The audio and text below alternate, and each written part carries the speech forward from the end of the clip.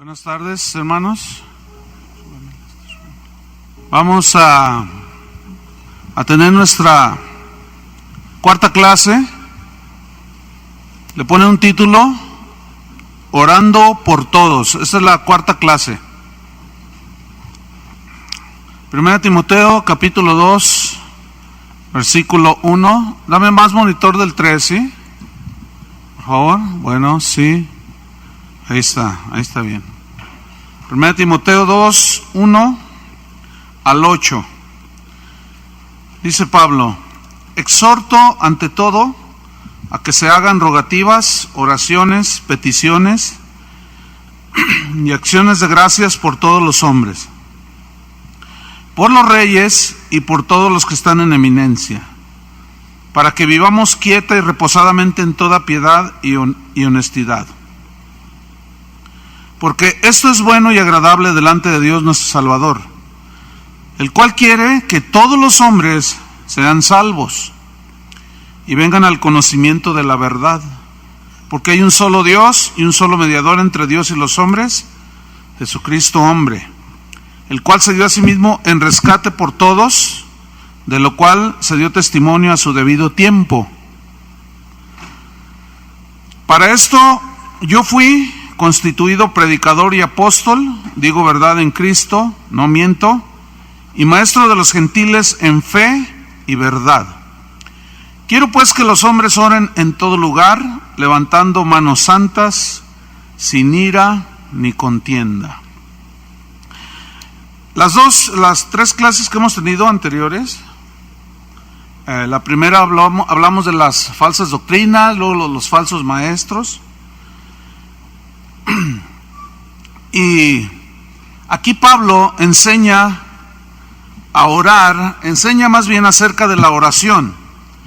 En el versículo 1 del capítulo 2 dice: exhorto ante todo. Exhortar es: yo los animo, los amonesto ante todo a que se hagan rogativas. Esta palabra rogativas es un tipo de oración que habla de la necesidad extrema que hay para orar a favor de los que no conocen a Cristo. Es un ruego así, extremo por los que no conocen a Dios, y entre ellos pueden estar nuestros familiares, vecinos. Rogativas, dice en el versículo 1, oraciones. Y aquí la palabra oración, la palabra griega que se tradujo por oración aquí, habla de una oración, pero de adoración. Es decir, es una oración adorando a Dios, invocando la misericordia de Dios, pero es a favor de los perdidos, de los que no conocen a Dios, o de los que se han extraviado, o de los que andan en la vanidad de su mente. Entonces fíjense cómo cada una de estas definiciones es distinta. Rogativas, oración extrema por los que no conocen a Cristo. Oraciones, oración de adoración, invocando la misericordia de Dios. Y luego dice peticiones.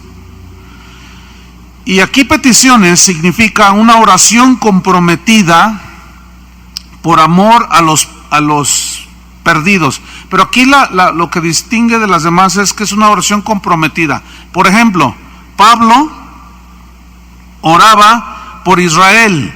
Y él decía: yo tengo una carga en mi corazón, porque desearía yo ser anatema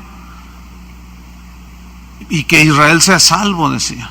O sea, había una carga genuina en él por orar, en este caso, en una oración comprometida, es decir, es una oración que tú haces de continuo, que tienes en tu oración, en tus oraciones a alguien o algunos en tu mente, continuo. Esto es algo continuo, comprometido, ¿sí? Puede ser de día y de noche. Y luego dice, después de peticiones, acciones de gracias. Y este es un lenguaje de gratitud, dándole gracias a Dios en un acto de adoración por lo que Él ha hecho y por lo que puede hacer, ¿sí? Dame más monitor, ¿sí? Por favor, acá en el 3. Gracias.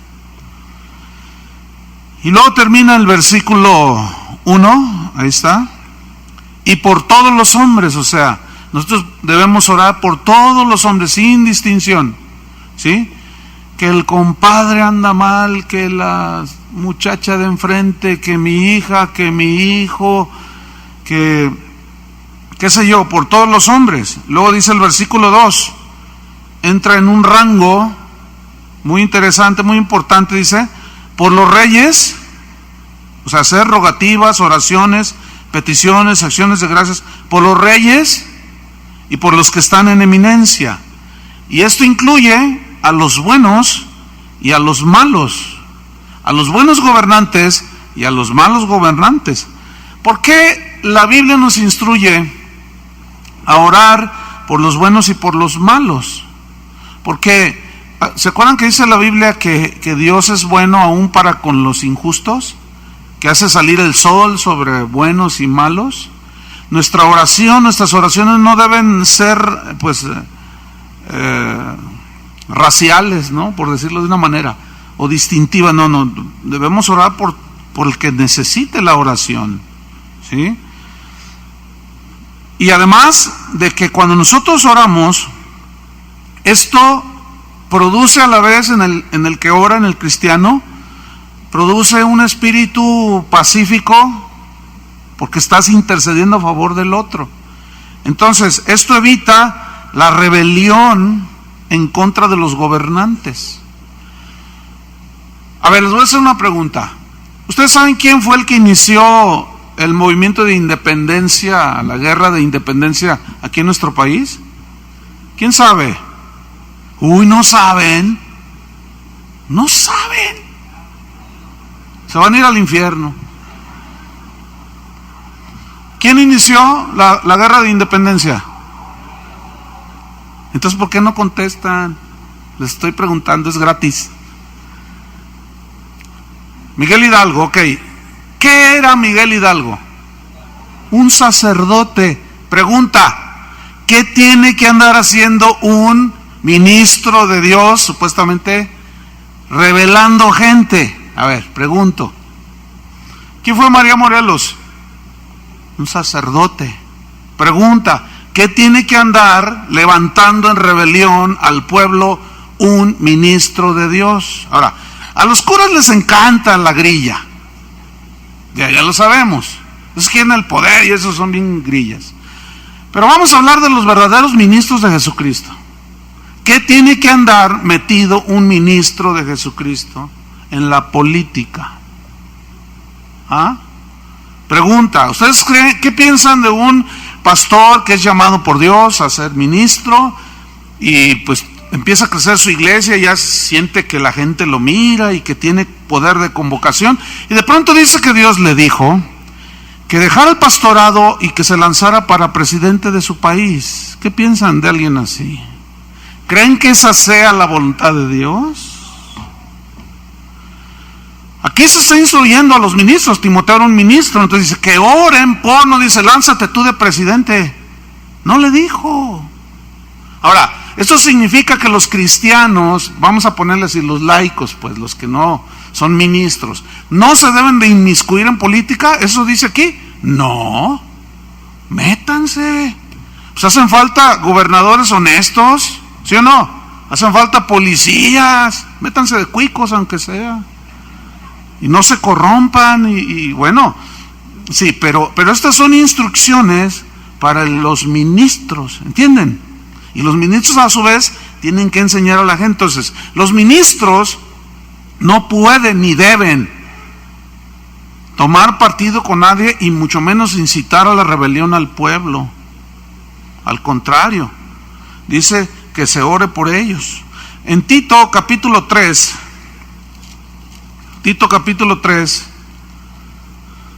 entonces tú puedes ser miembro del partido político que tú quieras. O sea, si a ti te interesa la política y te quieres inmiscuir en la política, pues involúcrate, ¿sí? Pero un ministro no debe de hacerlo. Tito 3, versículo 1, dice, recuérdales, ahí está otra vez. Tito era otro pastor. Recuérdales, que no se les olvide, que se sujeten a los gobernantes y autoridades, que obedezcan, que estén dispuestos a toda buena obra, que a nadie difamen, que no sean pendencieros, o sea, buscapleitos, sino amables, mostrando toda mansedumbre para con todos los hombres, porque nosotros también éramos en otro tiempo insensatos, rebeldes, extraviados, esclavos de concupiscencias y deleites diversos, viviendo en malicia y envidia, aborrecibles y aborreciéndonos unos a otros. Y recuérdales que se sujeten. Romanos capítulo 13. Romanos 13. Versículo 1. Sométase toda persona a las autoridades superiores. Toda persona. Te incluye a ti, me incluye a mí. Porque no hay autoridad sino de parte de Dios. O sea que es Dios el que las ha delegado. Y las que hay, las autoridades que hay, por Dios han sido establecidas o permitidas por Dios. Esa no era la voluntad de Dios, pero en el error de Adán y Eva, bueno, el mundo se ha ido dando como está. Entonces Dios, así como permitió un rey Saúl para que gobernara Israel, que no era la voluntad de Dios, así también, bueno, ya está establecido así, Dios lo permitió y delega su autoridad. Versículo 2. De modo que quien se opone a la autoridad, ¿qué hace? A lo establecido por Dios, ¿qué hace? Resiste. O sea, se rebela. ¿Ah? Y los que resisten, los que se oponen, dice, acarrean condenación para sí mismo. Aquí condenación no es al infierno, sino consecuencias de la rebelión. Acarrean consecuencias de rebelión. Porque, aquí está la razón, los magistrados no están para infundir temor al que hace el bien, sino al malo. ¿Quieres pues no temer la autoridad?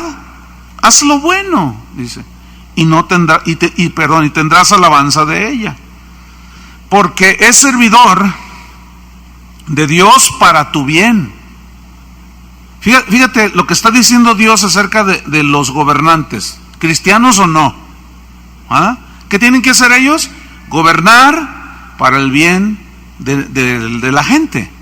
Ahora fíjate, a veces los cristianos no sabemos acomodar bien esto, y yo les hacía la pregunta, ¿es lícito que un miembro de cualquier congregación se pueda inmiscuir en la política? Sí, es lícito. ¿Estamos o no? ¿Un ministro? No, a nosotros no. A nosotros nos dice que no. Pero ustedes sí. Ahora bien, la pregunta es esta. Porque a veces hay cristianos que dicen, vamos a hacer un partido político. Y aquí ya sucedió en México. Entonces una vez vinieron un grupo de hermanos, abogados, que querían hacer un partido político. Y decían, chuy, apóyanos, vamos, mira que estamos cansados de diputados corruptos que nada más legislan para sus amigos. Y estamos cansados de senadores corruptos que nada más se venden y legislan a favor del más rico y desprotegen al pobre. Entonces yo le dije, ¿y cuál es la visión? No, dice, pues colocar cristianos en los puestos políticos como diputados, senadores, presidentes municipales. Le digo, ya entendí. ¿Quieres que pongamos diputados allí para luego que ellos hagan justamente lo que nosotros estamos condenando? Bueno, pues ya que estén allí, pues que beneficien a la iglesia. ¿No es lo mismo? Porque si tú llegaras a un puesto senador, diputado, ¿qué? ¿Para quién vas a legislar? ¿Nomás para los cristianos? Serías corrupto. Tú, fíjate, si tú llegas a ser diputado, tienes que legislar para los mormones, para los ateos, los testigos de Jehová, ¿sí o no? Pero esto no les entra. Entonces por eso es un relajo. Por eso es bueno estudiar la Biblia, porque de ahí sacamos nosotros. Entonces si tú te involucras en la política, Está bien, si llegas a ser diputado, presidente municipal, gobierna no para beneficiar solamente a los cristianos, sino a todos. Y también al ateo, no, ese lo meto al bote. No, también a él vas a tener que legislar y trabajar a favor de él. ¿Entendieron el pensamiento equilibrado? ¿Ok? Así es que, pues órale, meterse a la política, pero gobernar bien para todos. ¿Ok? Sigue diciendo ahí en Romanos 13, refiriéndose a los magistrados: es servidor de Dios para tu bien. Pues si haces lo malo, teme, dice. O sea, te la ganaste, porque no en vano lleva la espada, pues es servidor de Dios. Fíjense, aunque muchos de ellos ignoran, la mayoría, que son servidores de Dios, que ellos un día van a rendir cuentas de esa autoridad que se les delegó. Imagínate, se va a poner tremendo ese día. Y él es servidor de Dios, pero luego añade más: es vengador para castigar al que hace lo malo. O sea, es decir, si viola las leyes terrenales, para eso están los magistrados, para aplicar la ley. Versículo 5, por lo cual, o sea, por esa razón, porque Dios así lo ha determinado que sea, por lo cual es necesario estarles sujetos y respetar las autoridades. Y si ellos dicen que hay que pagar más a la gasolina, pues aunque no nos guste, ¿me entienden? Fíjense, les voy a contar algo. No sé cuántos saben que se está construyendo, bueno, el gobierno tiene varios proyectos aquí en la ciudad, ¿no? Entonces, bueno, yo leo el periódico así de volada y veo las noticias en la noche, ¿no? Entonces, había una manifestación aquí en la ciudad y pues yo estaba viendo, ¿no? Y de repente sale un hermano allí con una pancarta. Y yo dije, ese se me hace cara conocida. Y dije, no, sí es. Un hermano ya tiene unos años aquí. Entonces el periodista le dice, oiga, ¿y usted por qué está aquí manifestándose? ¿Usted vive aquí en esta zona donde está siendo afectada la gente? No, yo vivo allá por Santa Cecilia, dice. Pero pues yo vengo aquí a apoyar. Argüendero, hermano. ¿Qué tiene que andar haciendo allí? Ni siquiera, él vivía en Santa Cecilia, por allá al oriente de la ciudad. No, hermanos, así no es la cosa. Y luego todavía gritando ofensas contra el pueblo, contra el gobierno y todo eso. No. Fíjense, aunque sea injusto, por ejemplo, viene la llevada de la Virgen, ¿verdad? Ustedes se dan cuenta. Bueno, ellos tapan las calles, cierran las calles, hacen lo que quieren y nadie les dice nada, ¿verdad que no? Bueno, vamos a hacer una reunión, nosotros vamos a tapar esta calle, a ver qué nos hacen, para que vean. Se nos echan encima de volada y nos clausuran y nos meten demandas. ¿Pero qué vamos a hacer? ¿A manifestarnos? No, pues así las cosas son injustas. Por eso dice, también oren para que venga el reposo, aunque no siempre viene. Pero nosotros tenemos que estar bien ubicados cuál debe ser nuestra posición. Y es de obediencia a las autoridades. ¿Hasta qué punto es nuestra obediencia a las autoridades? Hasta el punto que no rebasen los lineamientos de Dios, la línea. Supongamos que el gobernador de aquí, ya ven que es bien católico, ¿no? Y ya hasta leen la Biblia guadalupana ahí en la Casa Jalisco, ¿no? Imagínense que se le ocurre y dice, no, pues vamos a prohibir la lectura de la Biblia a los protestantes y los vamos a meter a la cárcel. ¿Qué debemos hacer? ¿Hacerle caso? No. Pero tampoco nos vamos a poner a pelear con rifles ni pistolas, ni vamos a hacer guerra de guerrillas, ¿verdad que no? Como Pedro, que quiso defender a Jesús, ¿se acuerdan? Y sacó la espada y mete la espada, Pedro, así no es. ¿Tú crees que yo no puedo pedir ángeles y un solo angelito les da una recia a todos aquí y tú con tu espadita? No, así no es nuestra lucha, así no es nuestra guerra. Nuestra guerra, ¿cómo es? En oración. ¿Cómo es? A veces la gente dice, pastor, ¿qué hago con mi esposo? Es que anda mal, ¿Qué hago? Ore, nada más. Entonces, ¿qué quiere? ¿Torcerle el brazo? ¿O qué? No, ore. ¿Cómo es nuestra lucha? No es contra sangre, no es contra personas, sino contra huestes espirituales, las cuales se enfrentan con la palabra de Dios y con la oración. ¿Estamos? Bueno, vamos a Timoteo de nuevo. Por todos los reyes, los que están en eminencia, estoy en el versículo 2, para que vivamos quieta y reposadamente. Bueno, ha habido desde los primeros 300 años en la historia del cristianismo, pues no hubo quietud, no hubo quietud ni reposo para la iglesia cristiana.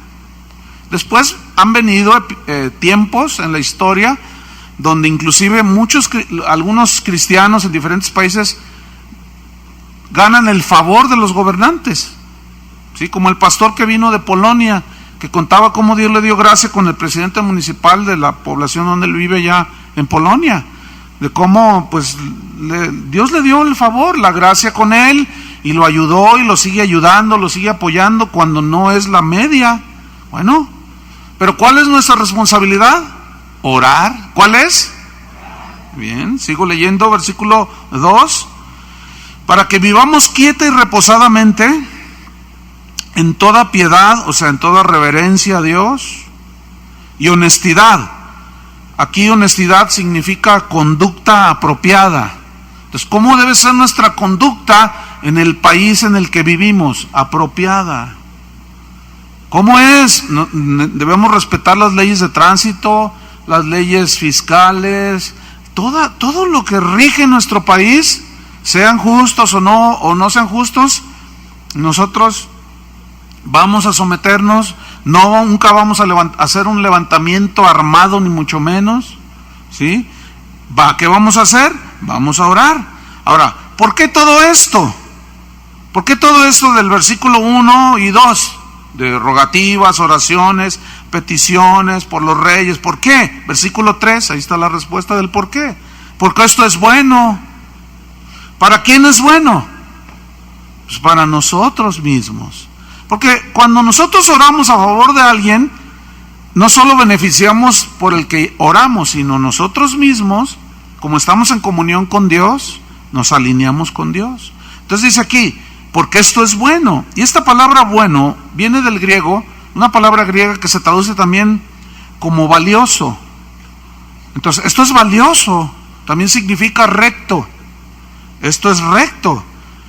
Entonces, esta es la razón, porque esto es bueno, es valioso, es recto, nos va a beneficiar y es agradable. ¿A quién?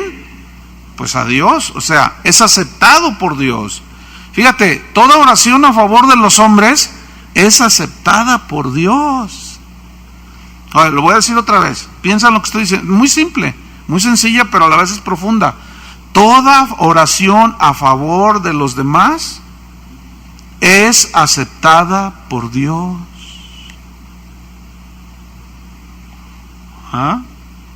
Toda oración. Por los gobernantes. Toda oración. ¿Por qué? Porque es bueno y agradable delante de Dios, dice el versículo 3. Es bueno y agradable, es hermoso, como lo fragante hacia Él. Es bueno delante de Dios, nuestro Salvador. Ahora fíjense el versículo 4. El cual quiere, o sea, Dios. ¿Qué quiere Dios? ¿Por qué quiere que oremos a favor de los que no lo conocen? Porque Él quiere. Y aquí querer, el verbo querer en el griego es un poco más extenso y significa desear fervientemente, ardientemente. Y este es un deseo en el corazón de Dios, fíjate. ¿Qué quiere Dios ardientemente? ¿Qué quiere Dios con un deseo y una pasión? No sé cómo escribirlo porque pues Dios es Dios, ¿no? ¿Qué quiere Dios? Ahí está en el versículo 4. El cual quiere, desea fervientemente que todos los hombres que sean salvos y vengan al conocimiento de la verdad. Dios no quiere que ninguno perezca, dijo Pedro. Él no quiere, sino que todos procedan al arrepentimiento. Entonces, el deseo de Dios se manifestó, o mejor dicho, la manifestación del deseo de Dios se vio cuando Jesús vino. Ahora, en la historia del cristianismo, hermanos, sobre todo en la Reforma, hubo un hombre llamado Juan Calvino. Juan Calvino se considera, después del apóstol San Pablo, uno de los teólogos y pensadores más brillantes en la historia del cristianismo.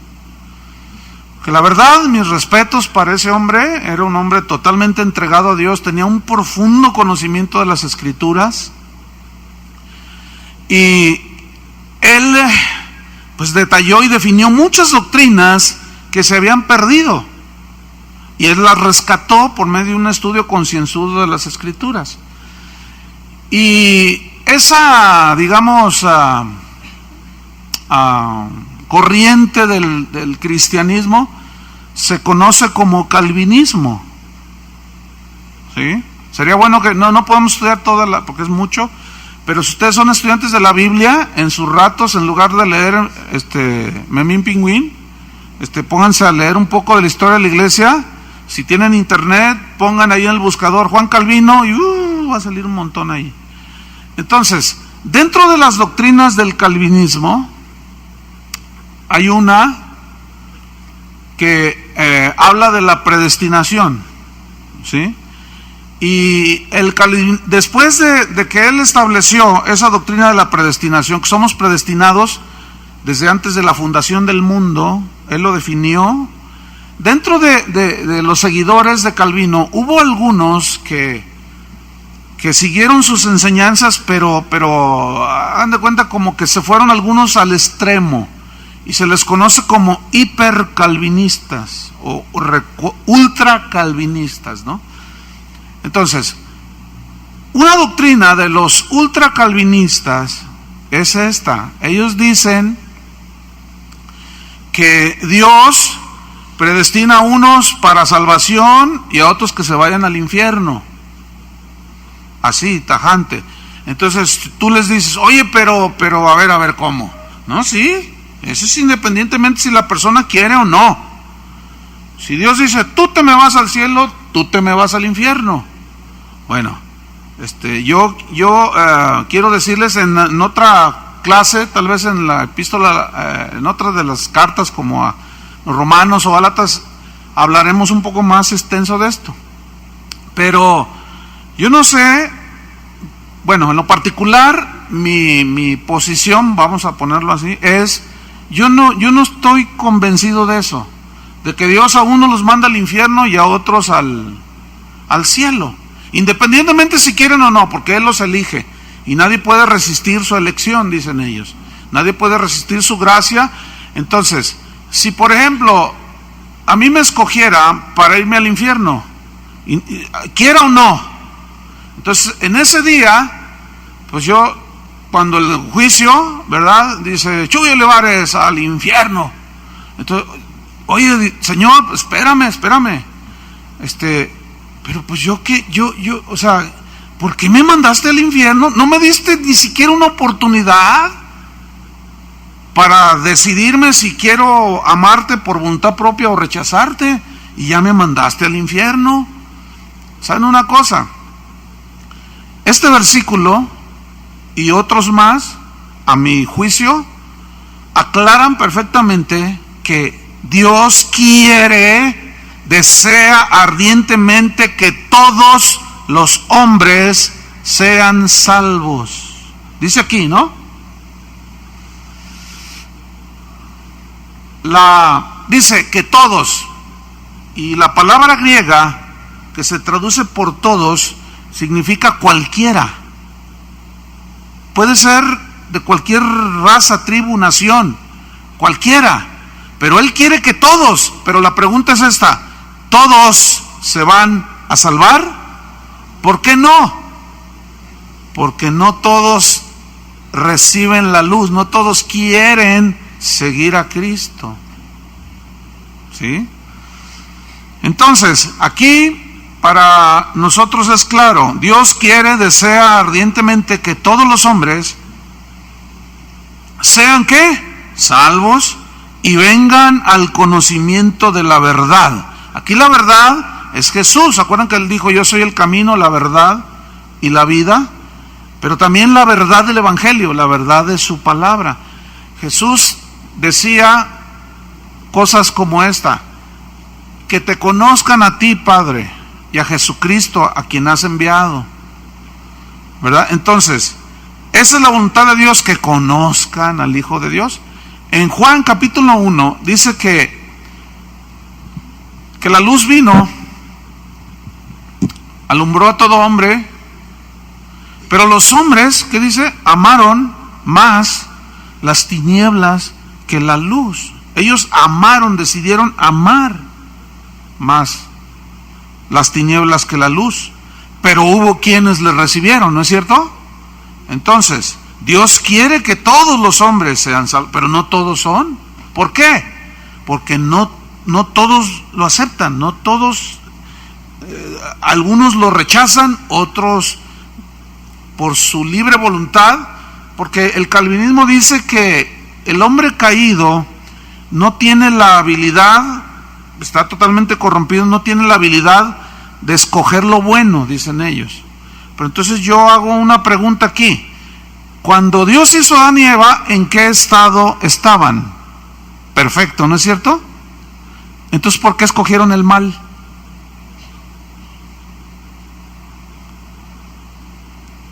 ¿Sí entendieron o no? Porque te vas a encontrar tal vez con algunos calvinistas. No, es que no es porque tú quieras o no, que es que Dios te escogió. No, espérame. Si no tuviéramos libre decisión, libre capacidad de decidir, entonces ¿por qué si Adán y Eva estaban en un estado de santidad, comunión con Dios, eran perfectos? Entonces ¿por qué decidieron desobedecer? ¿Por qué escogieron lo malo? Entonces Dios nos dio ¿qué? Libre voluntad, la capacidad de decidir, de reflexionar y decidir qué es lo que queremos seguir. Versículo 5.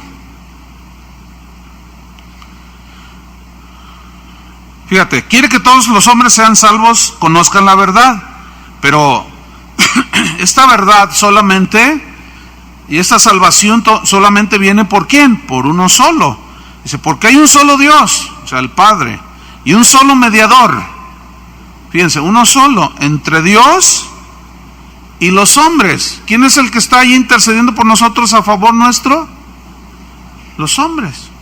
Jesucristo hombre, quiero decir. Ahora, cuando alguien se entrega a Cristo, es lavado con la sangre de Cristo.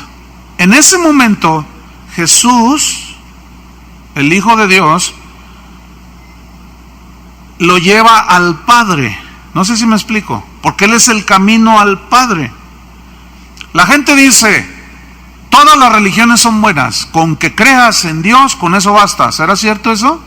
No, el otro día hablaba con una persona y decía, fíjate que le estaba compartiendo a una persona y bueno, pues yo le dije que pues le empecé a compartir de Cristo y me dijo, no, dice, pues yo creo que Dios no es tan malo, basta con creer en Él y ya con eso es suficiente.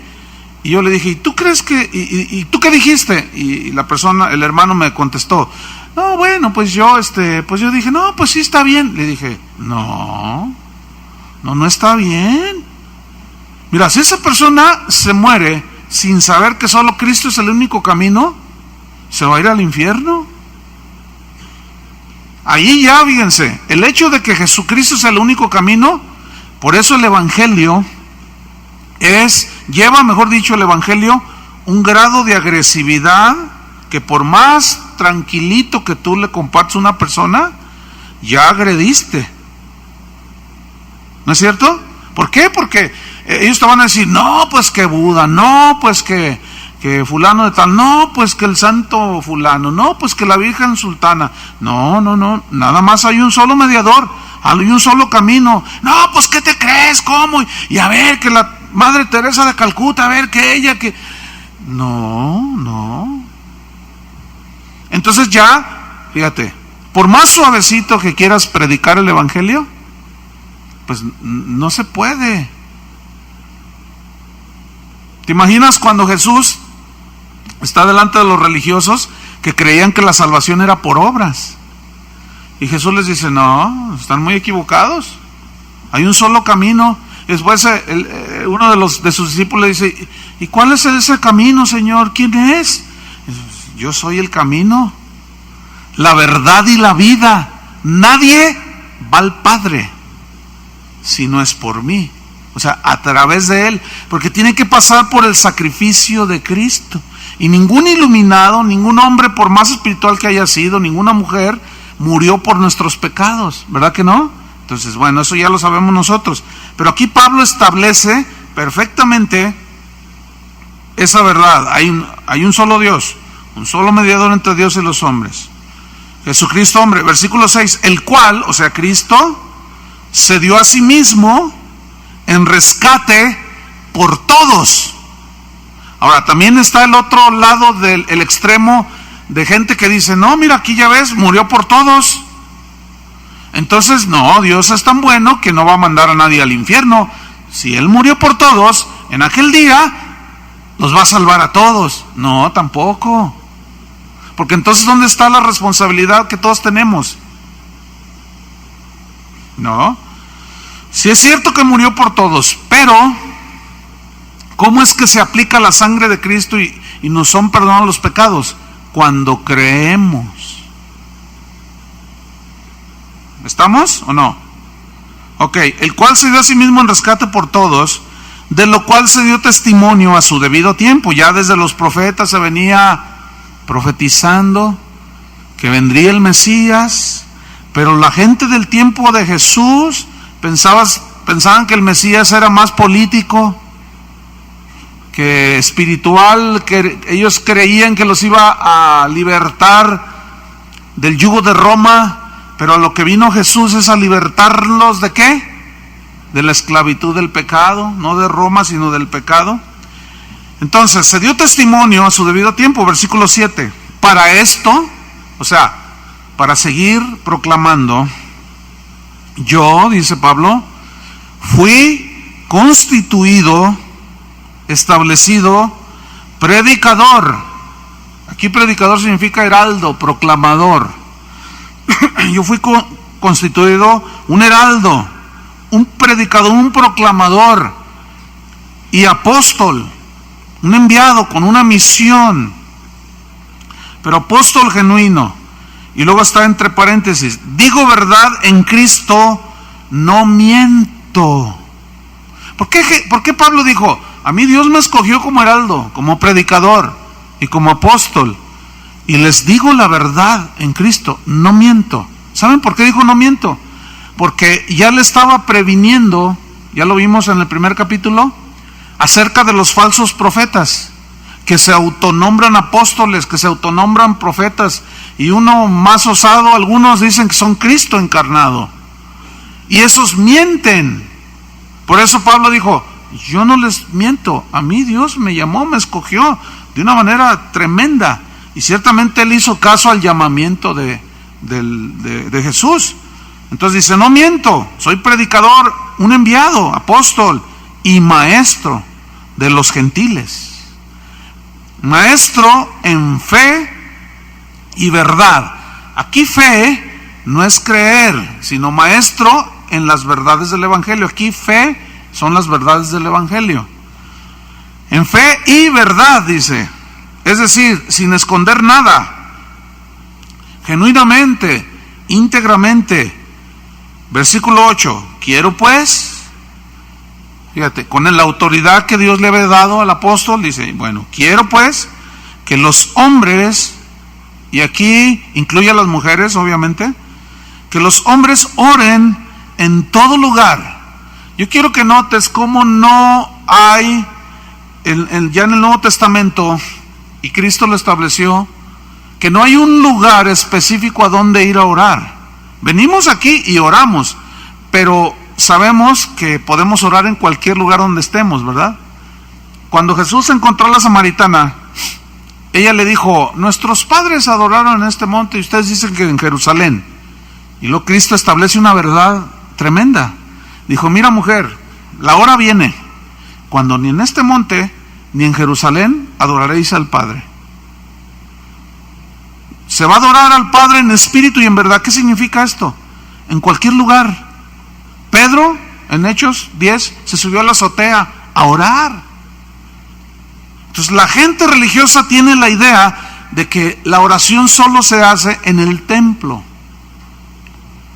Pero no, tú puedes orar en el camión, puedes venir manejando, puedes donde quiera que tú estés, puedes orar. Fíjate cómo se amplió el panorama de la oración.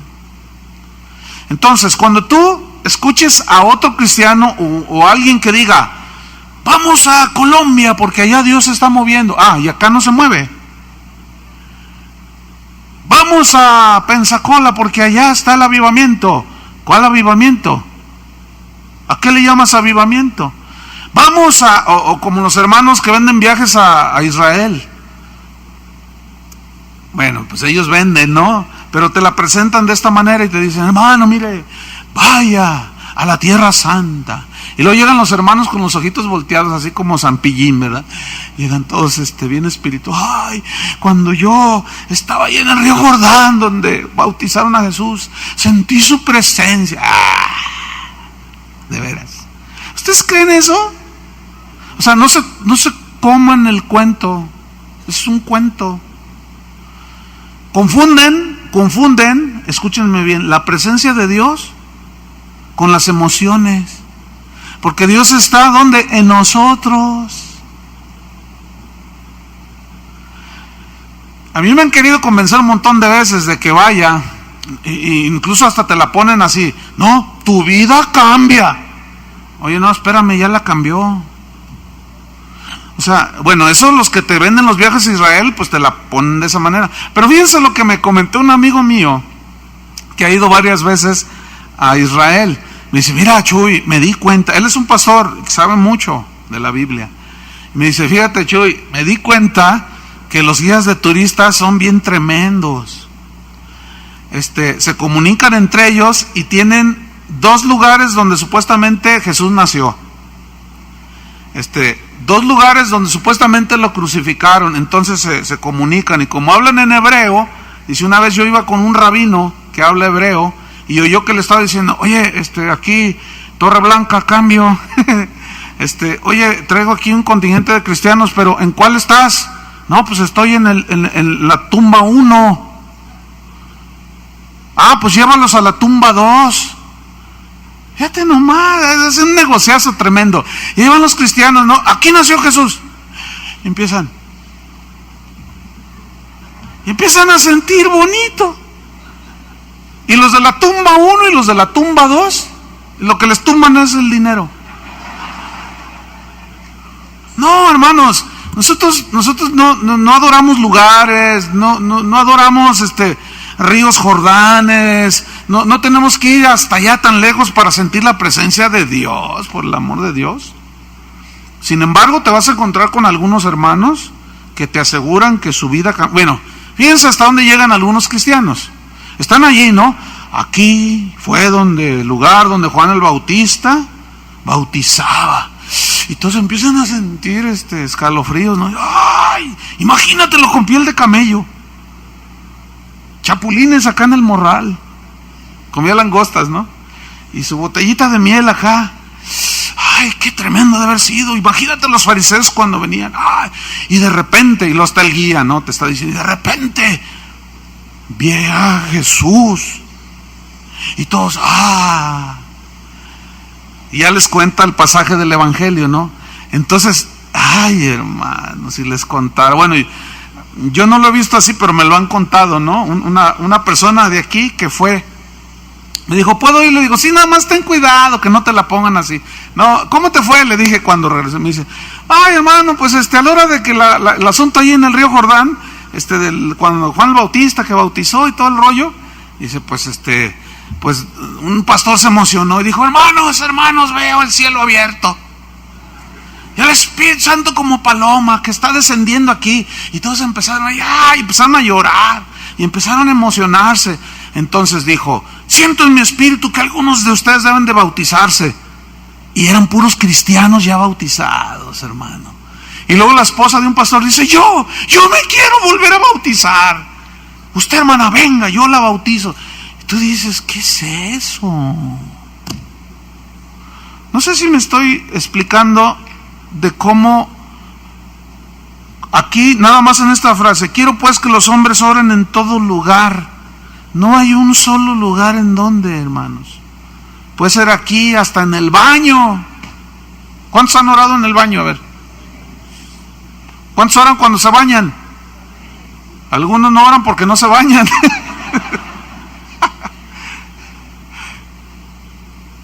Entonces fíjate lo que dice. ¿Qué es lo importante? Quiero pues que los hombres, mujeres oren en todo lugar, dice, levantando manos santas, o sea, limpias, ¿sí? Sin ira ni contiendas, o sea, sin discusiones, sin pleitos, o sea, que tengan paz en su corazón. ¿Cuántos tienen paz en su corazón? Y luego en versículo 9 dice: asimismo, y son instrucciones, acuérdense, de un apóstol a un pastor Timoteo, de cómo debe conducirse en la iglesia, en la casa de Dios, o cuando se reúnen los hermanos. Asimismo dice que las mujeres se atavíen de ropa decorosa, con pudor y modestia, no con peinado ostentoso, ni oro, ni perlas, ni vestidos costosos. Fíjate, aquí hay unas palabras muy interesantes. Dice que las mujeres se atavíen de ropa decorosa. La palabra griega que se tradujo aquí, que aparece en el idioma original griego que se escribió, es la palabra cosmios, de donde viene la palabra cosmos. Y cosmos significa orden. Cosmos significa, habla de un orden en el universo, pero habla de cómo Dios decoró el universo, ¿sí? Entonces, fíjate qué hermoso decoró las flores, los pájaros, cómo. Y de cosmos o de cosmios es donde se deriva la palabra cosmetología, de donde vienen los cosméticos, porque los cosméticos para las mujeres son las que se dan, pues la manita de gato, ¿verdad? Así se arreglan, así se decoran, pero algunas se sobredecoran, unas no se decoran nada, se van al otro extremo, y otras se decoran demasiado. Entonces Dios dice, mire, aquí Pablo dice, miren, Dios hizo el universo y decoró todo de una manera extraordinaria, ¿verdad? Hay hermanos que dicen, no, ni un relojito, ni un anillito, ni un aretito, mucho menos un collarcito, y te las traen así, todas como veladoras, ¿no? Todas así de las hermanas. Pero luego hay otras que traen un anillo en cada dedo, y se ponen anillos hasta en los pies, eso de los pies. Eso es una exageración. ¿Han visto a los paisas que vienen de allá del norte con 50 cadenas de oro aquí? Caminan así. Digo, pues una cadenita, bueno, pero 50 cadenas, eso ya es. ¿Han visto? Miren, cuando los fabricantes de automóviles hacen los automóviles, los diseñan todo con las medidas, todo tiene diseño, tiene un fin. Pero luego a otros se les ocurre hacer unas llantas de 35 pulgadas, de este vuelo, unas llantotas bien brillosas, o unos rines, y luego se las ponen a las camionetas. Se ven tan horribles esas camionetas. ¿Sí las han visto? O sea, se ven así como un zancudote, así quién sabe cómo, se ven horribles. Pero ellos dicen, se ven padrísimas, pero la verdad, se ven súper exageradas. No sé si me explico. Entonces, el fabricante dice, el rin debe de ser de tal medida, para que la suspensión funcione bien. La llanta debe de ser de tal espesor, la goma, pues, ¿verdad? Que se infle tantas libras para que el peso, todo está fríamente calculado. Pero luego sale uno allí y le pone unas llantonas de se ven horribles. ¿Han visto a las señoras, a las viejitas? No sé si han visto alguna, pero yo he visto un montón. Señoras de 70 años, 75 años, pintadas de rojo hasta acá arriba, así. ¿Las han visto así? Porque que parecen caribeñas, tú. Así, que si tú por accidente te hundes allí, si le das un beso, quedas como cuando cumples años que te embarran el pastel. Porque se ponen, quién sabe cómo le harán con espátula, no sé, ¿no? Sí.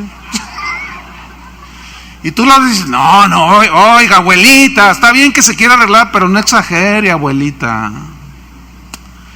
Y fíjate, es bien interesante que la Biblia dice que la mujer, ¿qué dice? Se atavíe de ropa decorosa. O sea, que la adorne, pero ¿cómo dice? Con pudor. Ahora, ¿qué es el pudor? La palabra griega significa, de esa palabra se deriva la palabra cohibido. O sea, que sea recatada, pues, que no ande enseñando todo.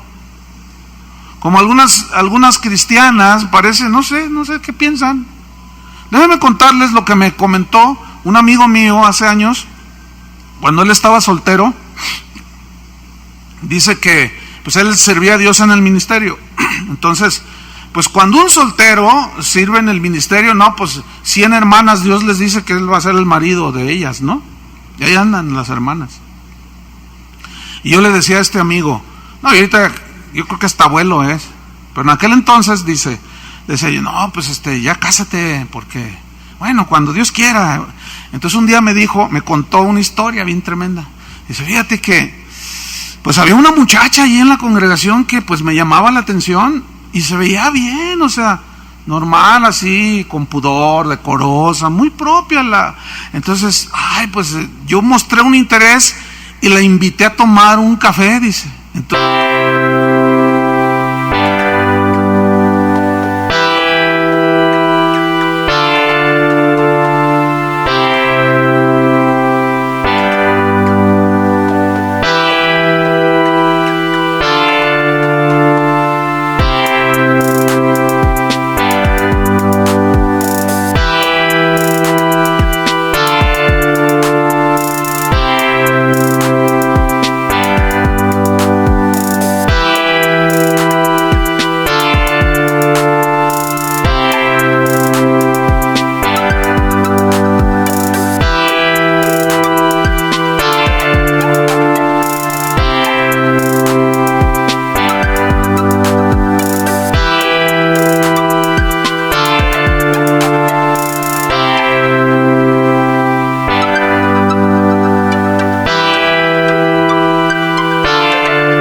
pues nos vemos en tal café. Y cuando llego, pues yo vi que estaba una muchacha ahí parada, pero no la reconocí. Yo dije, ay, esa muchacha, ni siquiera la miró, porque traía una vestimenta que enseñaba todo. Pues era la hermanita. Y dice, yo llegué y me paré y la vi y luego ella, ¡hey, acá estoy! Le dice. Mira, se transformó. Traía una faldita hasta acá, enseñando todo acá, toda pintarrayada y un peinadón acá. Y unos tacones así bien altos, se usaban de ese tiempo así. Entonces dice, cuando la vi yo dije, no, esta no es. Yo quiero que noten qué fue lo que pasó allí. Fíjense, él dijo, esta muchacha me gusta, pero ella cómo quiso atraerlo, por la carne, jovencitas, sobre todo las solteras, ¿verdad? Pero hay una que otra casada que a veces anda ahí, pero que hay, hermanas, y la Biblia instruye acerca de eso, que se atavíen de ropa decorosa, con pudor y modestia. Fíjate, dice, no con peinado ostentoso. La palabra ostentoso viene de una palabra griega que significa entretejido el pelo. Lo que pasa es que en los tiempos de Pablo, los griegos, los romanos, las mujeres se hacían unos peinados que parecían edificios. ¿Sí han visto las crónicas de ese tiempo? Se ponían como un molde y luego se trajían el pelo y se hacían unos chongotes impresionantes. O sea, muy elaborados. Y dice, no, dice, así no es, o sea, peínate. Porque, fíjate, el hecho de que este versículo dice que sea con decoro y pudor, desafortunadamente algunos hermanos lo interpretan y se van hasta el otro lado y traen a las pobres hermanas así, ¿no? Que parecen monjas del convento del Calvario. Y ahí andan, no, tampoco. Algo con pudor, con modestia. Y luego dice, no con peinado ostentoso, ni oro, ni perlas, ni vestidos costosos. O sea, aquí lo que está hablando es de una exageración. Sí, lo que les decía, bueno, pues tú traes tu argolla, los que están casados, bueno, pues tu argolla. Yo traigo dos porque este es el original, cuando me casé hace 30 años, y este es cuando cumplimos 25, y no más. Pero imagínense un montón allá y que por acá, no, tampoco es así, ¿verdad? Tiene que ser con decoro. ¿Qué más dice allí? No con peinado, ni oro, ni perlas, ni vestidos costosos. En 1 de Pedro 3, versículo 3, 1 de Pedro 3:3, fíjate, aquí aclara un poquito más algo importante, dice, hablando a las mujeres, vuestro atavío, dice, no sea el externo.